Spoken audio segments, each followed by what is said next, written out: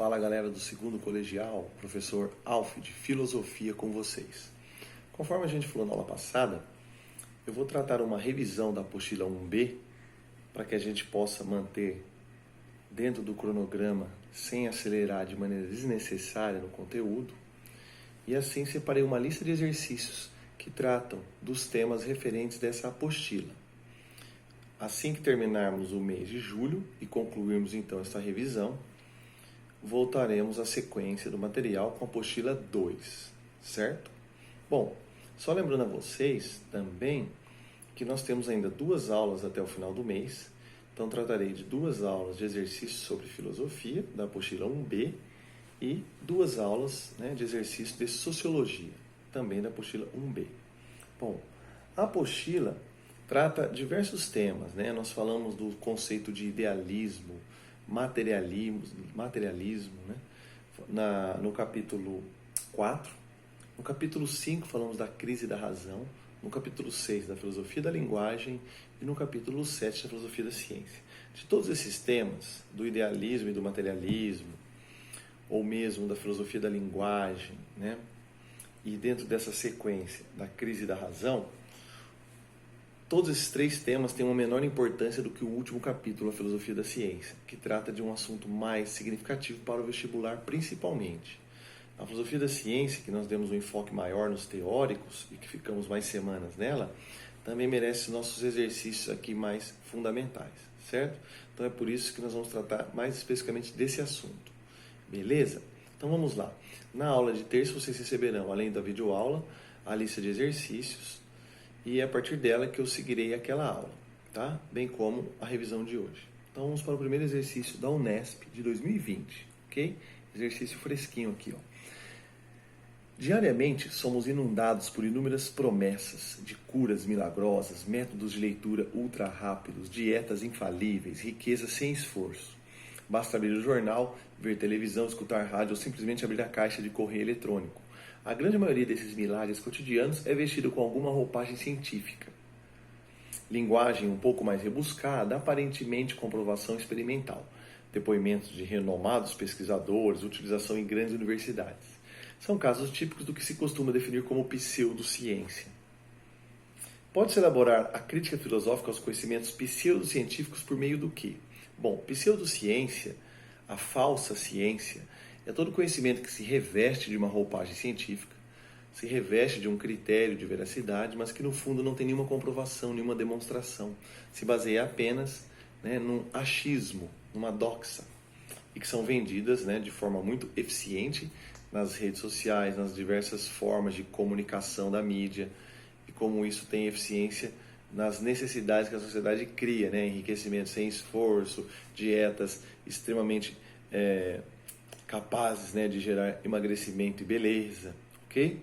Então, o que é pseudociência segundo o exercício? A imposição de novos sistemas ideológicos. Bom, não exatamente a imposição de novos sistemas ideológicos. A falsa ciência, ela se baseia na falta de comprovação prática, ou na falta de comprovação e demonstração científica. B. Da confiança em teorias fundamentadas no senso comum.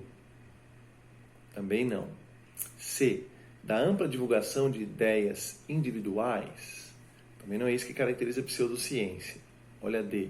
Da preservação de saberes populares. Também não. Veja, não é ideológico no sentido mesmo, embora seja a venda de falsidades um caráter ideológico, mas não é disso que se define a falsa ciência, A falsa ciência, a pseudociência, está fundamentada naquilo que não pode ser comprovada. A alternativa E diz da demonstração de ausência de evidências empíricas. Ou seja, a crítica filosófica à falsa ciência é a ausência de demonstração de evidências empíricas que ela não possui. Por mais que ela revista-se de roupagens ideológicas, por mais que ela tente mostrar a sua validade. Então ficamos aqui com a alternativa E. Ok? Beleza. O exercício 2 trata de um filósofo que nós falamos um pouco sobre ele, chamado Karl Popper, e o seu princípio da refutabilidade, ou falseabilidade, que considera a ciência como um conhecimento, embora não absoluto e indiscutível, mas sim imutável, renovado, né, atualizado e discutido, e ao mesmo tempo considera que é possível considerar, por meio da refutação, a sua possibilidade de modificação. Ciência é aquilo que se modifica por meio do diálogo, da refutação, da falseabilidade. Bom, então vamos ao texto do Popper. Esta é uma concepção de ciência que considera a abordagem crítica sua característica mais importante. Para avaliar uma teoria, o cientista deve indagar se pode ser criticada, se expõe a críticas de todos os tipos, e, em caso afirmativo, se resiste a essas críticas. Ou seja, uma teoria científica tem que ser submetida à crítica e tem que resistir a ela, mesmo que depois ela possa ser até modificada, essa teoria. Com base no texto e nos conhecimentos sobre filosofia de Popper, assinala a alternativa correta. A concepção de ciência da qual fala Popper é aquela que possui o princípio de verificabilidade, com proposições rigorosas que procuram corrigir as teorias científicas. Aqui talvez tenha faltado ou tenha sido apenas equivocado o termo, não é princípio da verificabilidade, e sim princípio da falseabilidade ou corrigibilidade. Também pode ser chamado de princípio da refutabilidade, mas não verificabilidade. E assim a gente chega a um pequeno erro na alternativa A. B. A ciência busca alcançar o conhecimento do tipo essencial, pois ele garante a verdade de uma teoria científica, permitindo o desenvolvimento em direção à verdade objetiva visada pela ciência. Bom, o conhecimento da ciência não é de tipo essencial, né, no sentido próprio da essência que dizia Platão, mas sim da possibilidade de demonstração, de aceitação crítica, discussão crítica e refutação.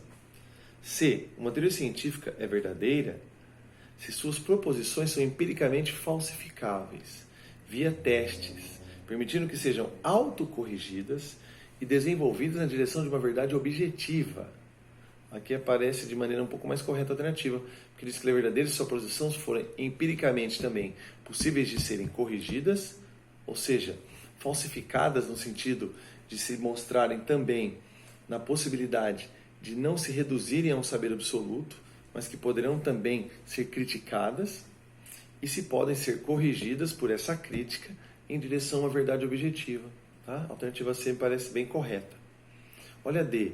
Os testes empíricos nas ciências humanas, tais como psicologia e sociologia, visam confirmar seu valor de cientificidade. Não.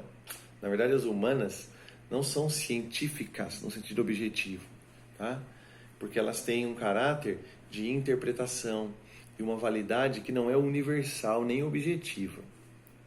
E a concepção de ciência que Popper sustenta é a pacifista ou passivista ou receptacular, na qual as teorias científicas são elaboradas por meio dos sentidos e do erro. Não, ela não é passivista no sentido de ser passiva, de aceitar qualquer forma de correção, né? Na verdade, ela é crítica e, ao ser crítica, ela pode ser discutida e corrigida. E, assim, falseável. A falseabilidade é a possibilidade de submetê-la ao discurso crítico, tá? Conforme coloca a alternativa C. Muito bem, garotos. Obrigado. Terça-feira vamos resolver outros exercícios dessa lista e seguiremos a revisão até o final do mês. Um abraço do Alf.